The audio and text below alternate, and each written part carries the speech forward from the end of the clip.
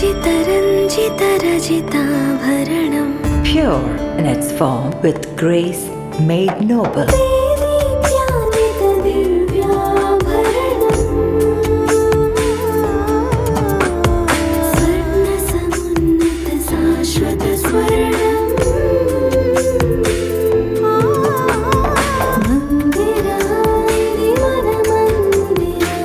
Mandira Premium Silver Jewelry by Manipali. జై Telangana media మిత్రులందరికీ నమస్కారం. ముఖ్యమంత్రి రేవంత్ రెడ్డి గారు ఇంజనీరింగ్ విద్యార్థులు క్రిమినల్ వేస్ట్ అనేటటువంటి మాటలు మాట్లాడినారు. ఈ వ్యాఖ్యలు ఆయన అజ్ఞానానికి అహంకారానికి పరాకాష్ఠగా అనిపిస్తూ ఉన్నాయి. ఈ దేశ నిర్మాణంలో అదేవిధంగా పరిశ్రమలు నెలకొల్పడంలో ఈ దేశాన్ని ముందుకు తీసుకెళ్లడంలో ఇంజనీరింగ్ విద్యార్థుల పాత్ర చాలా కీలకంగా ఉంటుందనేటువంటి విషయాన్ని కూడా ముఖ్యమంత్రి గారు గుర్తించలేకపోవడం హాస్యాస్పదంగా ఉన్నది.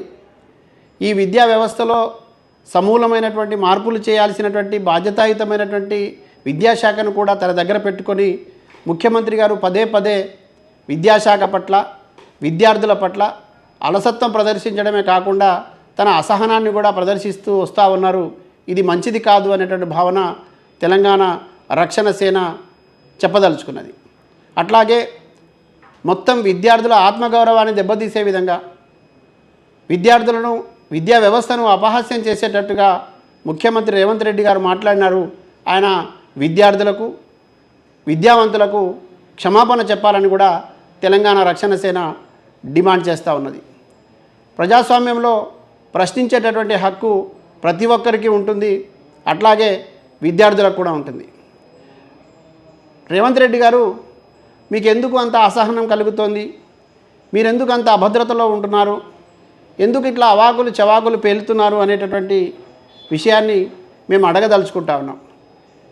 24,000 పాఠశాలలు ఈ రాష్ట్రంలో ఉంటే వాటిని ఎత్తేసి 4,000 పాఠశాలల్ని ఉంచాలని మీరు అనుకుంటున్నారు కదా.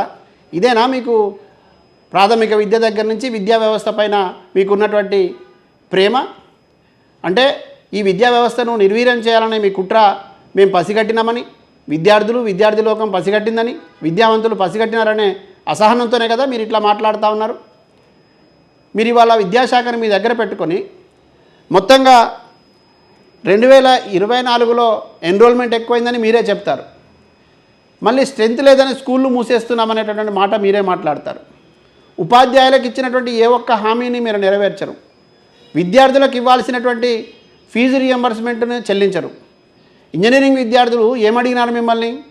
9 కోట్ల ఫీ రియంబర్స్ బకాయిలు మాకు చెల్లించాల్సి ఉందని అడిగినందుకేనా ఇంత అసహనం, ఇంత కోపం మీకు? ఏం ఫీ రియంబర్స్మెంట్ చెల్లించాల్సిన బాధ్యత ప్రభుత్వానికి లేదా? మీ బాధ్యత కాదా? ప్రశ్నిస్తే అడిగితే అవమానిస్తారా? చదువుకున్న వాడికి చదువు విలువ తెలుస్తుంది, అజ్ఞానులకు ఏం తెలుస్తుంది?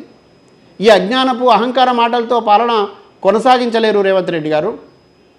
విద్యా వ్యవస్థలో సమూలమైనటువంటి మార్పులు రావాలని, విద్యా వ్యవస్థ మరింత బలపడాలని, ఈ విద్యా వ్యవస్థ బలపడడం ద్వారా మాత్రమే సమాజ అభివృద్ధి సాధించబడుతుందని, విద్యకు అధిక ప్రాధాన్యత ఇవ్వాల్సి ఉంటుందని ఎన్ని నివేదికలు మీకు అటు స్వచ్ఛంద సంస్థల దగ్గర నుంచి, బాధ్యత కలిగినటువంటి సామాజిక కార్యకర్తల దగ్గర నుంచి, ఎన్జిఓల దగ్గర నుంచి విద్యావేత్తలు ఎంతమంది మీకు ఇచ్చినారు? మీరు ఏ ఒక్కటన్నా వాటిని పరిశీలించినారా? పరిష్కరించడానికి ప్రయత్నం చేసినారా?